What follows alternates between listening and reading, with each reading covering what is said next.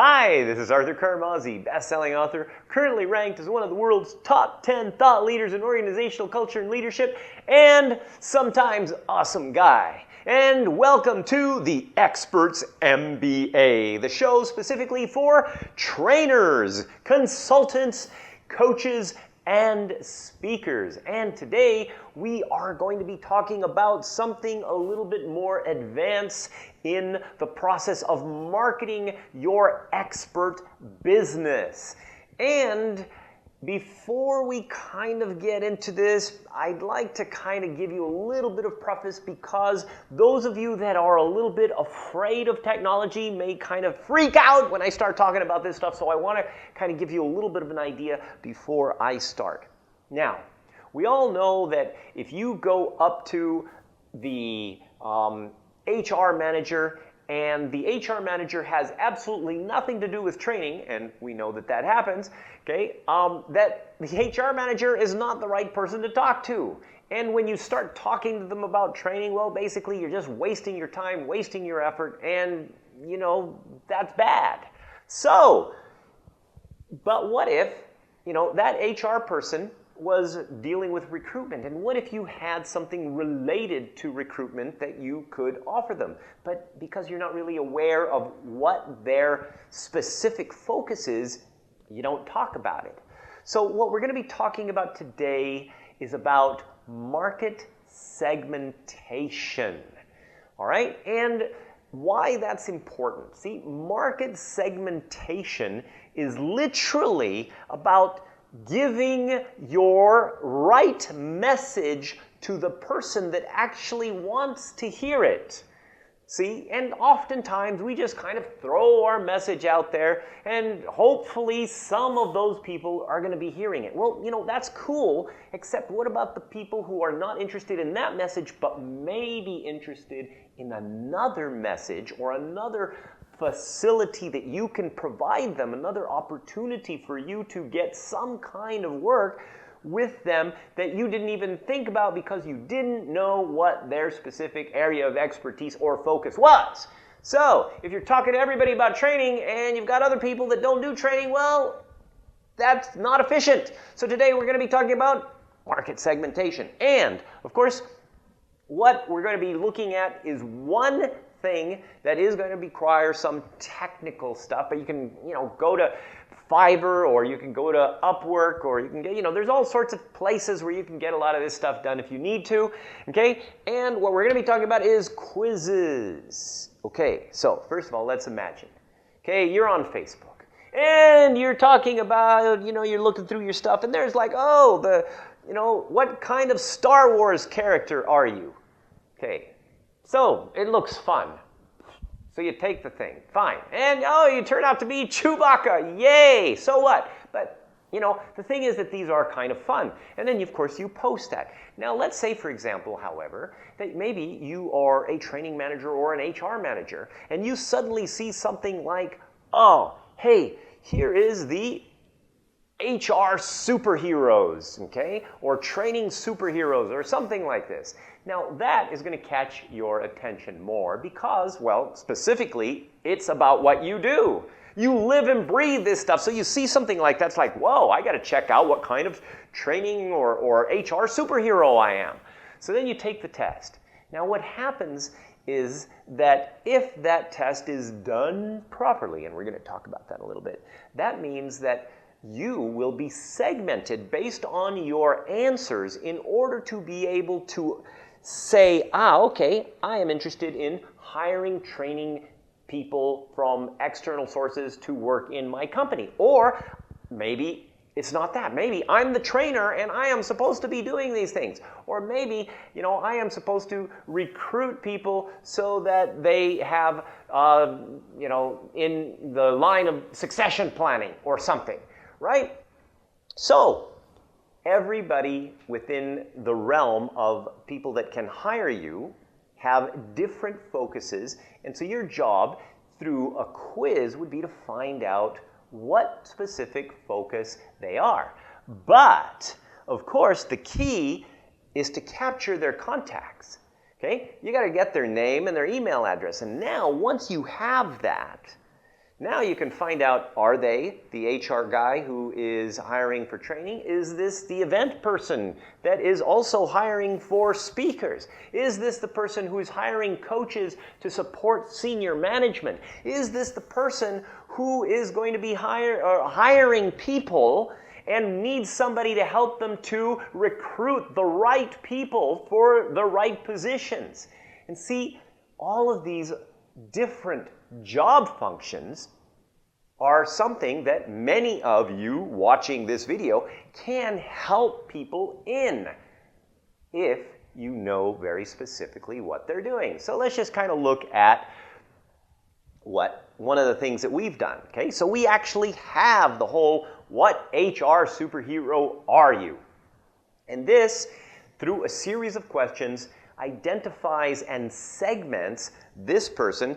John Doe is the culture development person. They're in charge of not just training, but really creating a culture of high-performing people. So we know that with these guys, we can go ahead and offer them our culture services, which of course is our premium level service offerings.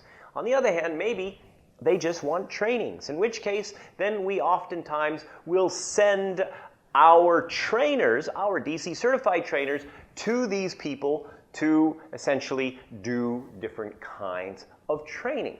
So, depending on how they answer the questions is going to put them into a different email sequence. See, we don't actually individually email these people after we get this information. It's all automated. So once we set it up, we don't have to worry about it. So let's just first of all look at the kinds of questions that you should have in this quiz. First of all, you got to find out if they're male or female. Why? Well, because if they're a female, let's say training manager, and you give them a male superhero, that they are this male superhero avatar, well, it's not really going to match. It's like, that's not me because I'm a girl, right? Not me, but, well, you know what I mean, right? So, then, on the other hand, of course, by understanding the male and female, now you can give some really, nice-looking girl avatar to the female HR training manager that is related to training and development. And, of course, you can give the very powerful male avatar to the male training and development guy. So this way at least is congruent with their identity, or at least most of their identities. Now the other thing, of course, is the segmented interests. You don't want to send the training guy stuff on succession planning and coaching, right? You send the training guy stuff that is about training. And why? Well, because that's what they do. And of course, you want to also ask questions related to those things. This is what do you do? When you have to do multiple choice questions. So in this particular case, what do you see? What do you believe? Now, in our HR quiz, we also look at attitude.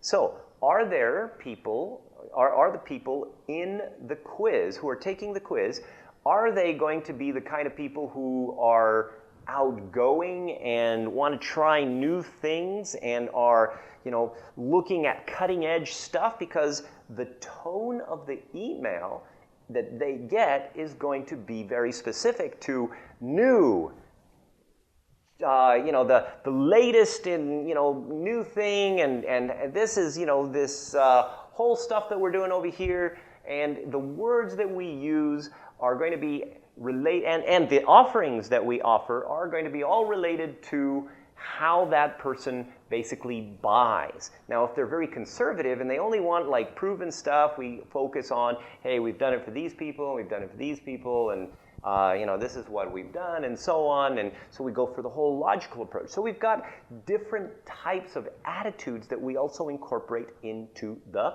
questions. Okay, so not only do we segment them by job type and by interest, but also by attitude. Now, very important, after the quiz. After the quiz, that's where all of the segmentation already happens. So now they're segmented. Now they get put into a sequence. Now, an email sequence is the set of emails that you send them. Of course, the first email is going to be about you are the super HR, which basically means this.